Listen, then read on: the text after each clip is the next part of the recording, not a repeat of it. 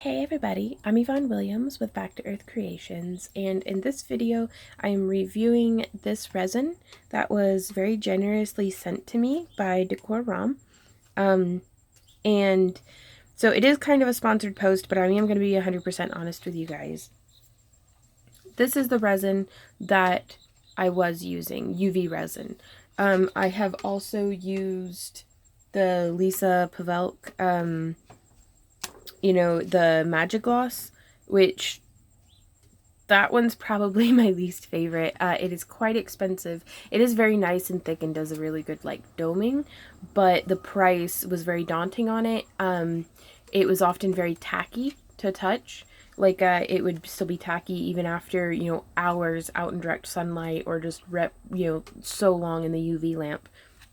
This one I was pretty happy with, but I would get kind of an inconsistent surface sometimes, so I'd have to go through and do multiple layers.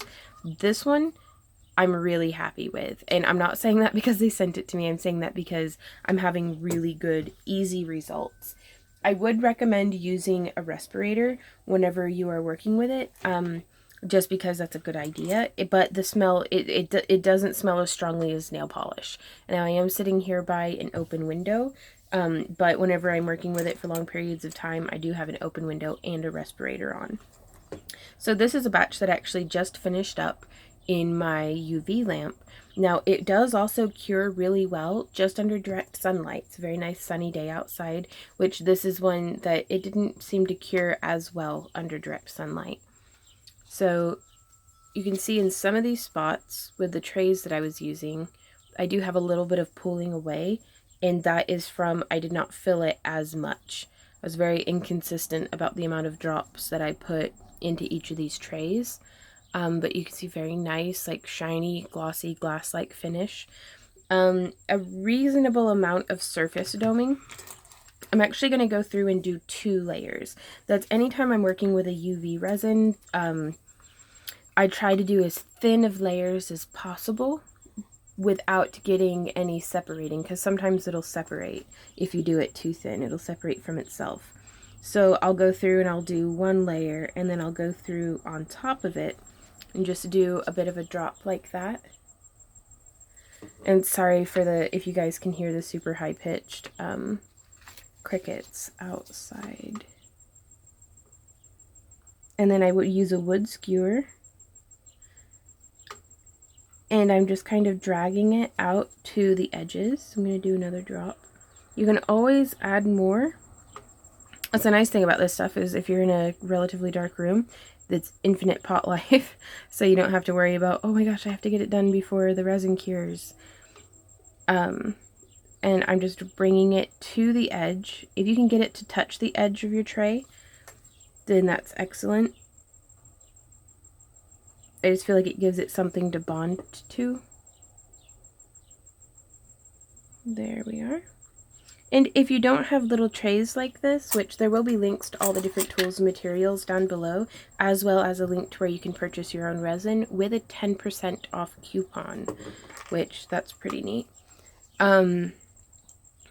These little trays will be down in the video description as well, but if you don't have these, you can build this up just on a layer, if you have some silicone, like a silicone sheet. You make your own shapes, you can make your own wireframes and stuff, and we'll touch on that in some future tutorials. But for now, nice, easy first project. You could reuse old bottle caps.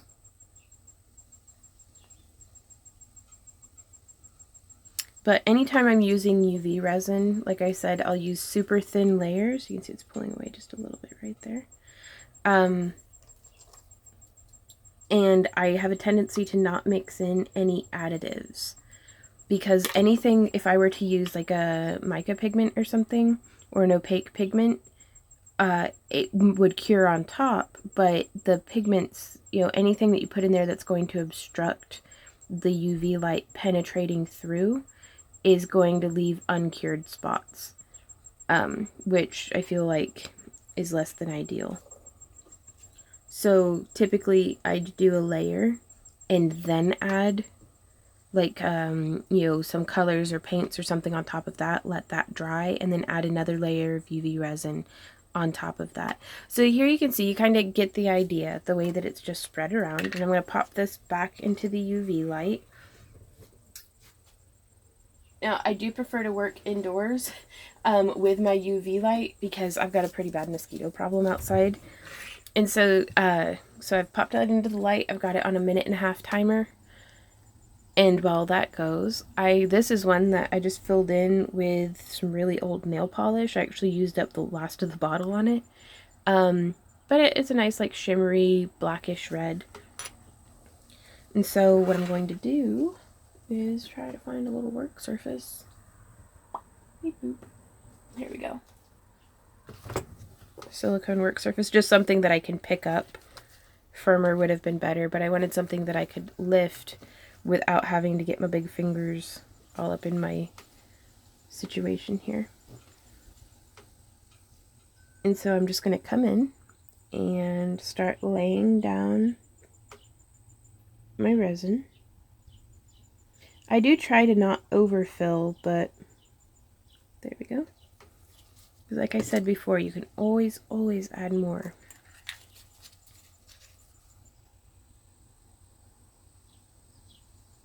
And you just touch it a bit to bring it out to the edges. And you can see, I mean, that's my lamp's reflection.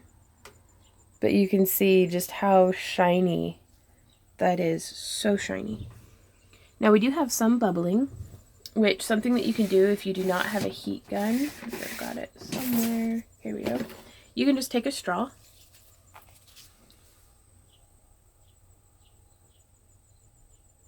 And blow some little dusty dog hairs into your resin.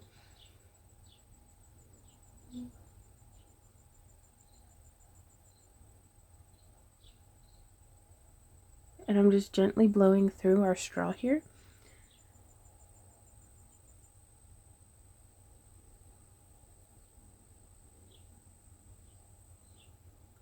And those bubbles are pretty deep. They are not wanting to come out. So we could take our little bamboo skewer and kind of snag and drag that bubble to the edge. And it's really, as it's working with resin, it's really liberating to not have to worry about a pot time. To be like, I can fiddle and play with this until the cows come home. Like, goodness, that bubble is persistent. Wish I could have bubbles like that when I want them. So yeah, I just drag it off the edge. Now be very careful. I've just wiped some on my glove. If I get my hand out in the sun with the UV resin on it, this stuff really heats up. Like, it'd have been ideal if I had just wiped it on, like, paper towel or something. But I don't have any of that in here right now. I'm all out. Okay, so I've removed all of the bubbles. I'm going to slide this one into the UV light because this bad boy just finished curing. So I'm going to slide this one under. Now they do have some really cool like handheld UV lights and stuff on the market, but I really like it's the kind that has like a little tray that you can just slide your hand in, you know, for like if you were at like a salon getting your nails done. But that is, and you can see, no tack. Pull my glove off. Yeah, no stickiness. Like, listen to that. I don't know if you can hear, but there's no thumbnail marks, there's no anything. It's still quite warm from where the resin heated up. But yeah, I am pleased with that. Again, a little bit of pulling away from the edge, but I feel like that was more user error than product deficiency, if that makes sense. And I am pretty happy with how that worked. Oh my god, these crickets today. And cicadas and such. But yeah. So if you all have any questions, comments, or ideas, please leave those down below.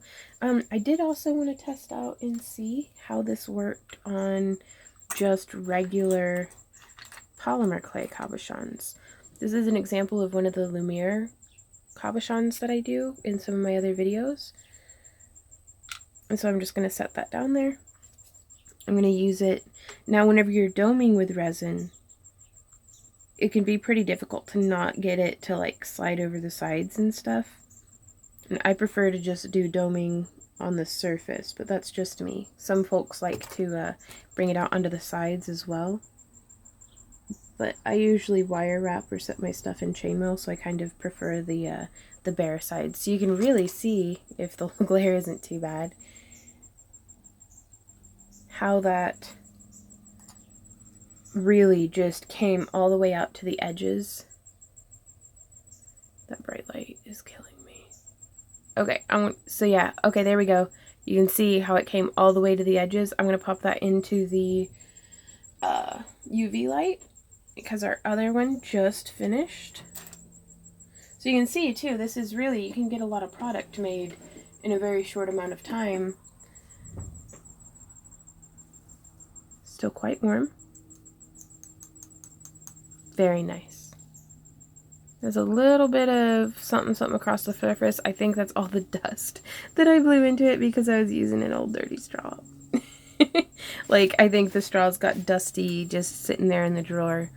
'Cause it hadn't been used before, but again, and the way that I can tell that that's user error on those is because I didn't have that on any of my other ones.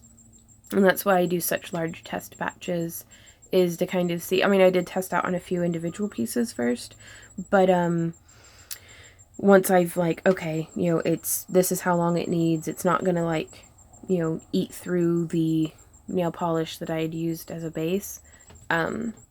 Once I establish that, then I go through and I do a large batch. That way I can see if every single one pulls away from the sides, and I'm like, I'm pretty sure that was the product and not just me. Like, it gives more opportunity for anomalies to show. And just, I don't know. I like it. I like it a lot. So, and honestly, it's pretty affordable even without that 10% off coupon. But yeah, as I had said, any questions, comments, or ideas, leave them down below. If you have any requests for future tutorials, I'd love to hear from you guys. If you want to share pictures of your work on my social media, like you can tag me on Instagram or post it to my Facebook wall. That way I can see what you guys are up to. And if you enjoy my free tutorials and would like to support the creation of more of them, please consider joining me over on Patreon. I try to post daily over there, even to people who aren't pledgers. So there's all sorts of stuff, behind the scenes content and digital downloads and like monthly craft crates. Sorry, I brain farted pretty hard on that one. But yeah, thanks so much though for hanging out with me though, you guys. I really do hope that this was helpful to you. It might help you decide, if you're just getting into the market shopping for UV resin, of kind of what to keep an eye out for. So until next time, y'all, happy crafting. Bye.